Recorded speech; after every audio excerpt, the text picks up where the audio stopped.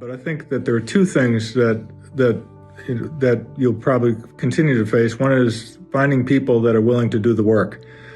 And I think that's just going to continue to be a real big problem. My brother's in an assisted living place up in North Carolina, and they're struggling always to find staff. And I can't imagine how difficult it's going to be to continue to find staff that are willing to go out, either to do the case management stuff, but more importantly, they're going to do the hands-on care. I think the other thing that they'll be faced with is how to diversify their revenue rather than simply relying on the state, only the state, trying to come up with some private means to supplement what the state is doing, so that in those circumstances where you have ups and downs with the state, you have some ability to stabilize that with having revenue from a second party. So I think that the staffing issue is going to be serious, continue to be serious, and may get worse. And I think that's going to be just a huge problem. I have no solution to that at all. And the other one is finding other resources to help support the essential work that Central Boston does in the communities that it serves. You know, Central Boston has grown tremendously since those days. I think to the credit of administrators who came along after me. We're living at a time when people of color and people generally are living much longer, and the services, home care services, are certainly more needed than ever before. Boston is to be credited, and Massachusetts generally is to be credited for being very rich in services to elders. And I think Central Boston is well positioned to be a leader in the elder service community, not just in Boston, but beyond, as people of color continue to be a significant percentage of the overall population, and as we continue to age in place. Well, I hope it's a great outlook. I think it really has grown a lot over the years. And I believe that there are many challenges ahead of them and all of us as we move forward in the community, continuing to try and take care of the elders that agency serves. But you have to come together as a team.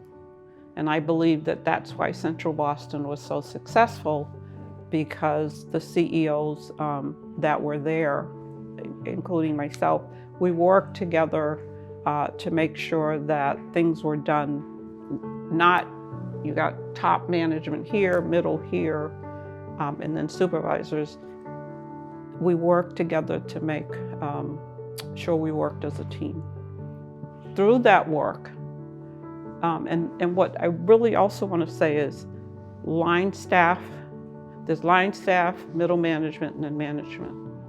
If we had not worked together as a team, we could not have accomplished the things that Central Boston accomplished. I mean, I think it's already successful, and I think it's going to continue to grow.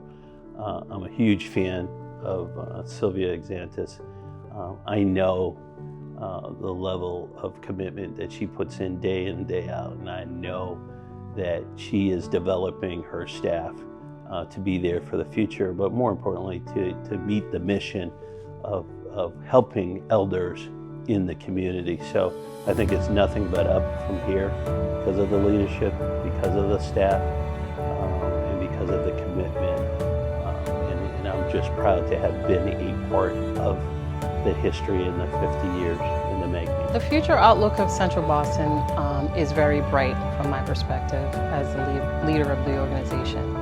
We've really been able to navigate through this post-COVID world to now what I'll call a new normal. I think that's another accomplishment as well. Really turning our workforce hybrid and really focusing on the needs of our employees as well as the needs of our seniors through continuing to develop our programs.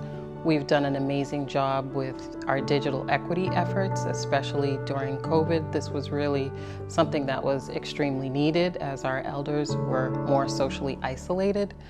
And then having activities and to create opportunities for social engagement to address social isolation is also another thing that we want to continue building upon, and also continuing to build upon our workforce and creating a pipeline so that people interested in this business can see that you can have a good career and you can make a difference while doing it.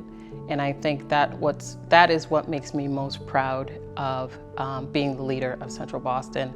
And I believe that our best is yet to come.